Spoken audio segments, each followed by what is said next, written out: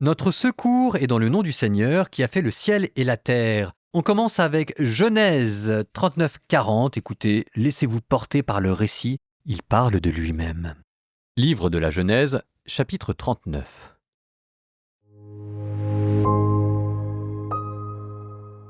Joseph fut emmené en Égypte. Potiphar, dignitaire de Pharaon et grand intendant, un Égyptien, l'acheta aux Ismaélites qui l'avaient emmené là-bas.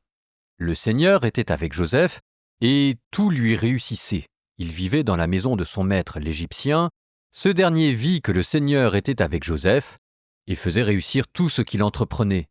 Joseph trouva grâce aux yeux de son maître, qui l'attacha à son service. Il lui donna autorité sur sa maison, et remit entre ses mains tout ce qu'il possédait. Dès que l'Égyptien eut confié cette charge à Joseph, le Seigneur bénit sa maison à cause de Joseph, et la bénédiction du Seigneur s'étendit sur tout ce que possédait l'Égyptien, sa maison et ses champs. Il abandonna entre les mains de Joseph tout ce qu'il possédait, et ne s'occupa plus de rien, sinon de la nourriture qu'il prenait. Joseph avait belle allure, et il était agréable à regarder. À quelque temps de là, la femme de son maître leva les yeux sur Joseph et dit « Couche avec moi ». Mais il refusa et répondit à la femme de son maître « Voici que mon maître ne s'occupe plus de rien dans la maison, tout ce qu'il possède, il l'a remis entre mes mains. Dans cette maison, il ne m'est pas supérieur et il ne me refuse rien, sinon toi, car tu es sa femme. Comment donc pourrais-je commettre ce grand mal et pécher contre Dieu ?» Chaque jour, elle insistait auprès de Joseph. Mais lui n'acceptait pas de partager sa couche et d'être à elle. Vint le jour où Joseph entra dans la maison pour faire son travail, alors qu'aucun domestique n'était là. La femme l'attrapa par son vêtement en disant « Couche avec moi !» Mais il abandonna le vêtement entre ses mains et s'enfuit au dehors. Lorsqu'elle réalisa que, dans sa fuite, il avait abandonné son vêtement entre ses mains, elle appela ses domestiques et leur dit « Ah, voyez ça! On nous a amené un Hébreu pour se jouer de nous. Il est venu vers moi pour coucher avec moi, et j'ai appelé à grands cris. Alors, quand il m'a entendu élever la voix pour appeler, il a abandonné son vêtement à côté de moi et s'est enfui au dehors. » Elle garda près d'elle le vêtement de Joseph jusqu'à ce que le maître rentre chez lui. Elle lui tint alors le même langage. « Le serviteur hébreu que tu nous as amené est venu vers moi pour se jouer de moi. Mais j'ai appelé à grands cris, et il a abandonné son vêtement à côté de moi et s'est enfui au dehors. » Quand le maître entendit sa femme lui dire « Voilà comment ton serviteur a agi envers moi », il s'enflamma de colère. Le maître de Joseph se saisit de lui et le jeta dans la prison où étaient enfermés les prisonniers du roi. Joseph était en prison, mais le Seigneur était avec lui. Il lui accorda sa faveur et lui fit trouver grâce aux yeux du chef de la prison. Le chef de la prison remit entre les mains de Joseph tous les prisonniers, tout ce qui se faisait, c'est Joseph qui le faisait faire. Le chef de la prison ne s'occupait en rien de ce qui était confié à Joseph, car le Seigneur était avec lui, et ce qu'il entreprenait, le Seigneur le faisait réussir. À quelque temps de là, les chansons du roi d'Égypte ainsi que le panetier commirent une faute envers leur maître le roi d'Égypte. Pharaon s'irrita contre ces deux dignitaires, le grand échanson et le grand panetier, et il les fit mettre au poste de garde dans la maison du grand intendant, au lieu même où Joseph était prisonnier. Le grand intendant les confia aux soins de Joseph, qui fut attaché à leur service. Ils demeurèrent un certain temps au poste de garde. Une même nuit, l'échanson et le panetier du roi firent tous deux un songe alors qu'ils étaient prisonniers dans la prison. Et chacun des songes avait sa propre signification. Au matin, quand Joseph entra chez eux, il vit qu'ils avaient la mine défaite. Il demanda donc aux dignitaires de Pharaon qui étaient avec lui au poste de garde dans la maison de son maître « Pourquoi vos visages sont-ils si sombres aujourd'hui ?» Ils lui répondirent « Nous avons eu un songe et il n'y a personne pour l'interpréter. » Joseph leur dit « N'est-ce pas à Dieu qu'il appartient d'interpréter ? Racontez-moi donc. » Le grand échanson raconta à Joseph le songe qu'il avait fait. « J'ai rêvé qu'une vigne était devant moi, elle portait 3 sarments, elle bourgeonnait, fleurissait, puis ses grappes donnaient des raisins mûrs. Et j'avais entre les mains la coupe du Pharaon. Je saisissais les grappes, je les pressais au-dessus de la coupe de Pharaon, et je lui remettais la coupe entre les mains. » Joseph lui dit, « Voici l'interprétation. Les 3 sarments représentent 3 jours. Encore 3 jours et Pharaon t'élèvera la tête, il te rétablira dans ta charge et tu placeras la coupe entre ses mains, comme tu avais coutume de le faire précédemment quand tu étais son échanson. Mais quand tout ira bien pour toi, pour autant que tu te souviennes d'avoir été avec moi, montre ta faveur à mon égard. Rappelle-moi au souvenir de Pharaon et fais-moi sortir de cette maison. En effet, j'ai été enlevé au pays des Hébreux, et là non plus je n'avais rien fait pour qu'on me jette dans la citerne. » Voyant que Joseph avait fait une interprétation favorable, le grand panetier lui dit, « Moi, j'ai rêvé que je portais sur la tête 3 corbeilles de gâteaux, et dans la corbeille d'au-dessus, il y avait tous les aliments que le panetier fabrique pour la nourriture de Pharaon, et les oiseaux picoraient dans la corbeille au-dessus de ma tête. » Joseph répondit, « Voici l'interprétation. Les 3 corbeilles représentent 3 jours. Encore 3 jours, et Pharaon t'élèvera la tête, et il te pendra à un arbre, et les oiseaux picoreront ta chair. Le 3e jour, jour anniversaire de Pharaon, celui-ci fit un festin pour tous ses serviteurs. Il éleva la tête du grand échanson et celle du grand panetier en présence de ses serviteurs. Il rétablit dans sa charge le grand échanson, et celui-ci plaça la coupe entre les mains de Pharaon.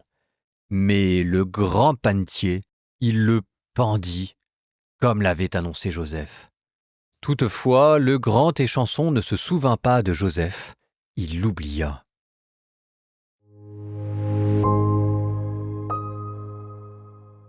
Il y a quand même une phrase étonnante. Potiphar le préposa à sa maison et lui confia tout ce qu'il avait. Ça ne vous rappelle rien, par hasard?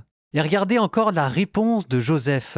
« Voici que mon maître avec moi ne s'occupe pas de ce qui est dans la maison, et il m'a confié tout ce qu'il a.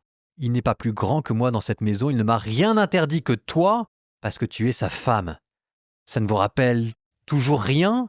Surtout quand on vous dit que l'Égypte était cette contrée verdoyante dans laquelle on allait se réfugier en temps de famine. Bien oui, effectivement, on a retrouvé notre jardin d'Éden. Comme quoi le jardin d'Éden n'est peut-être pas lié à un lieu en particulier, mais à une personne. Et la personne à nouveau que l'on retrouve de manière inattendue au milieu d'un jardin de bonheur est le juste innocent qui a été trahi et qui reste fidèle à la parole de Dieu. Le Seigneur fut avec Joseph. De la même manière qu'il y avait une familiarité entre Dieu et Adam, il y a ici des songes entre Dieu et Joseph. De la même manière que Adam vivait dans un jardin de délices, Joseph vit dans une maison où il ne manque de rien. De la même manière que Dieu avait mis Adam comme intendant de la création, Joseph se retrouve intendant des biens de ce grand dignitaire, et de même que Dieu avait tout permis à Adam, sauf une chose, l'arbre du fruit défendu, de la même manière, Joseph a le droit de faire tout ce qu'il veut, sauf une chose, de toucher à la femme de son maître. Il y a un parallèle complet. Et là, ça vous donne une autre structure dans le livre de la Genèse, comment le prologue, les premiers chapitres, qui ont ensuite donné lieu à toute une longue histoire entre Noé où Dieu s'est énervé, entre Abraham où on essaye de reconstruire les choses, avec Joseph qui commence à avoir des enfants, comment cette histoire initiale commence à trouver sa résolution. On commence à retrouver le chemin du paradis. Il manque encore un élément de résolution que je vais vous demander de garder dans votre tête. C'est cette histoire de l'arbre de la connaissance du bien et du mal. Cet arbre qu'il est interdit de toucher, on l'a ici à travers la femme, mais en quoi est-ce qu'il est question de bien et de mal, de connaissance du bien et du mal? Gardez cette notion-là dans votre coin de votre tête. Vous saurez que le livre de la Genèse a atteint sa résolution lorsqu'il sera question et du bien et du mal ensemble que l'on peut connaître. Mais pour le malheur de Joseph, vous savez, il y a des hommes, je ne sais pas comment ils font, mais ils ont la malchance, le sort s'acharne sur eux.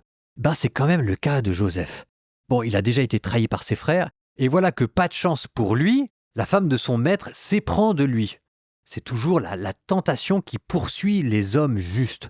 Elle lui demande de coucher, et remarquez comment répond Joseph. La première fois de manière propre, claire et nette, sans rentrer dans le dialogue, mais en opposant une parole à une autre parole. Le commandement de l'intendant qui ici vaut commandement de Dieu. On le sent qu'il a compris pourquoi il fallait résister à la tentation. C'est pas simplement le plaisir de se dire c'est mal, je n'ai pas le droit, mais c'est par amour de son maître. Voici que mon maître, avec moi, ne s'occupe pas de ce qui est dans la maison, il m'a confié tout ce qu'il a. Donc, obéir à Dieu ici devient un symbole de gratitude. C'est beau ça. C'est pas de la petite morale où on vous apprend à gérer votre frustration et puis à détourner le regard. Là, il est question de rendre à César ce qui est à César et à Dieu ce qui est à Dieu, et d'honorer Dieu en obéissant à sa parole parce qu'il vous a tout donné. L'obéissance est l'acte de gratitude de l'homme. Mais manifestement, ça ne suffit pas puisque Joseph continue d'être harcelé par la tentation et alors, très grand réflexe de l'homme ou de la femme, bref, de tout le monde quand il est soumis à la tentation, qu'est-ce qu'on fait dans ces cas-là? C'est ce que disait d'ailleurs sainte Thérèse de Lisieux, il faut fuir. Quand on sait qu'on ne va pas résister, et là, c'était en train de devenir compliqué, quoi. C'est-à-dire que là, elle lui dit carrément couche avec moi et elle prend son habit, quoi. C'était quoi la prochaine étape? Donc là, la résistance n'était plus possible, la seule chose qu'il pouvait faire, c'était fuir. Fuir, là encore, vous voyez, il a plus de manteau. Là, à nouveau, il a préféré abandonner sa dignité plutôt que de succomber à la tentation. Et il se retrouve nu, c'est-à-dire vulnérable, et à nouveau réduit à son statut d'esclave, parce qu'il ne peut pas se défendre. Que vaut la parole d'un esclave contre la parole de la maîtresse? Qui d'ailleurs, quand même, là cette fois-ci, accuse à demi-mot son mari. C'est la réponse du berger à la bergère. Souvenez-vous, dans le jardin d'Éden, Adam à demi-mot avait accusé Ève, et là maintenant c'est la femme qui accuse à demi-mot son mari. Voilà de quelle manière ton esclave a agi avec moi. C'est bien de ta faute à toi. Tu as mis un homme libidineux et tu lui as confié les clés de la baraque. Tu t'attendais à quoi? Peut-être que le maître de maison n'était pas totalement dupe, ou je ne sais pas d'ailleurs, en tout cas, Joseph se retrouve en prison. Et à nouveau, quand je vous dis que la malédiction s'acharne sur lui, à nouveau, ça se passe bien dans la prison qui est à nouveau bénie, etc. C'est ce que je vous dis, le jardin d'Éden, vous l'emmenez avec vous, il n'est pas lié à un lieu, il est lié à une personne. Même en prison, le jardin refleurit. Sauf que la malédiction s'acharne sur Joseph, qui arrive à interpréter les songes, mais voilà qu'il est en but, cette fois-ci non plus à la jalousie de ses frères, non plus à l'intempérance d'une femme, mais à l'ingratitude d'un dignitaire, et il croupit en prison. Bon, ça fait beaucoup pour un seul homme. Bon, mais derrière ce Joseph, c'est un autre Joseph à venir, qui sera lui aussi un homme de songe et un juste, et ça nous ramène encore, cette fois-ci, à Jésus et à son père adoptif. Avant de passer dans Job, lui aussi homme de douleur, transition poétique. Proverbe, chapitre 5, 15 à 23. Bois de l'eau à ta citerne, des eaux vives de ton puits. Tes sources iraient-elles se répandre au dehors, couler en ruisseaux sur les places? Qu'elles soient pour toi seul, sans partage. Que ta fontaine soit bénie, qu'elle soit ta joie, la femme de ta jeunesse, biche de tes amours, gracieuse gazelle, laisse-toi toujours enivrer de ses charmes, reste éperdu d'amour pour elle. Pourquoi, mon fils, t'éprendre d'une autre, enlacer une étrangère? Le Seigneur a les yeux sur les chemins de l'homme, il observe toutes ses pistes. Les crimes du méchant se retournent contre lui, il est captif des liens de son péché, il mourra. Faute de discipline, par trop de folie, il se perdra.